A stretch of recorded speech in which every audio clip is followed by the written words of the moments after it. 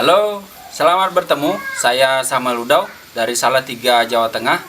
Hari ini akan memperkenalkan kepada kita tentang salah satu sumber penghasil madu, yaitu lebah tak bersengat.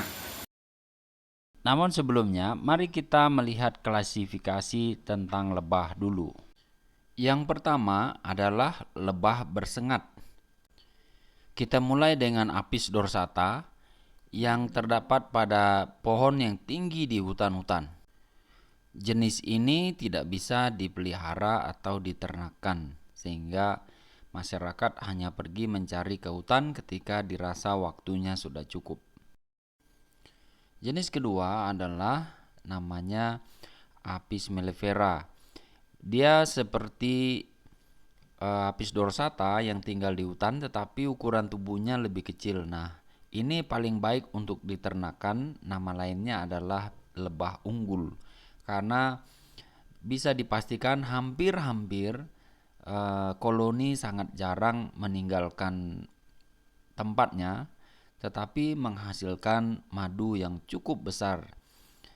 Bagian madu inilah yang banyak tersebar di Indonesia pada saat-saat ini. Jenis berikutnya dari bagian lebah yang bersengat adalah lebah Apis cerana. Nah, ini seringkali ada di kampung-kampung. Mereka masuk di dinding, di pondok, atau di mana saja tempat yang teduh. Dan biasanya jenis ini kadang-kadang diternakkan oleh masyarakat, tetapi kemudian pada waktu tertentu mereka akan pergi meninggalkan tempat itu, dan pada waktu lain kali mereka kembali lagi.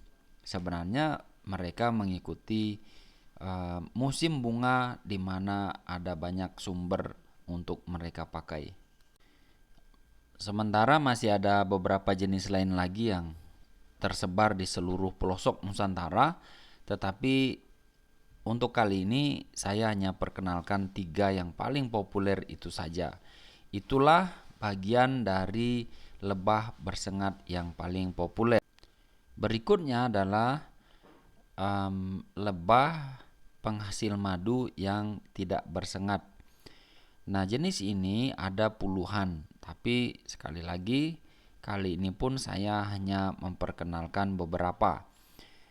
Ada yang berukuran sebesar lalat, kemudian ada pula yang berukuran sebesar nyamuk. Nah, yang mungkin selama ini ada di tengah-tengah kita, di sekitar kita, tetapi kita mungkin kurang mengerti bahwa mereka bisa menghasilkan madu. Jenis yang paling besar adalah jenis Apis trigona itama dan juga Apis trigona thoracea. Mereka ini ada di Pulau Jawa, Pulau Sumatera, Kalimantan, dan Sulawesi. Ada yang menyebut bahwa di Papua juga ada, tapi saya pikir di seluruh Indonesia jenis ini pun ada. Ini adalah bagian atau jenis yang paling besar dari lebah tak bersengat penghasil madu, tetapi ukuran mereka tetaplah lebih kecil dari lebah yang bersengat. Ini adalah jenis Trigona itama, merupakan jenis yang paling besar dari lebah tak bersengat. Mereka biasanya tinggal di lubang batu, bahkan dalam pondasi yang cukup dalam. Dan ciri utama mereka adalah memiliki corong keluar yang cukup panjang. Tapi kali ini kita belum akan membahas itu, karena itu lebih sulit memeliharanya daripada yang satu. Kali ini kita akan fokus pada jenis yang paling gampang ditemui dan paling kecil, yaitu Trigona levisep, atau disebut juga dengan nama kelanceng di Jawa. Kalau di Bali disebut kele-kele, kalau di Kalimantan bisa disebut kelulut. Untuk memulai pengenalan yang lebih baik, belajar dari awal, saya usulkan untuk kita memelihara dari jenis kelanceng yang paling kecil, yaitu jenis levisep. Nah, jenis ini sangat mudah dan tidak berisiko, juga dengan harga yang murah. Dengan begitu kita bisa mempelajari sifat dan karakter mereka, karena kita tidak membutuhkan lahan yang luas, juga tidak butuh tempat yang spesial. Kita bisa menaruh di atas jendela, di samping rumah, di depan, bahkan juga di dalam rak sepatu, sejauh mereka ada akses untuk keluar ke tempat mereka mencari makan. Untuk mengembangkan koloni yang sehat, kita butuh tanaman-tanaman yang menghasilkan nektar, polen, dan resin. Nektar itu untuk menghasilkan madu, polen itu adalah untuk makanan mereka, sedangkan resin itu untuk membuat sarang, rumah, dan propolis yang mereka butuhkan. Jadi ada bermacam-macam bunga, mulai dari kaliandra sebagai pohon, air mata pengantin, krokot, dan lain-lain sebagainya. Hampir semua bunga mengandung nektar dan polen. Adapun resin mereka bisa dapatkan dari semacam getah pohon nangka, pohon mangga, pohon pinus, dan lain sebagainya.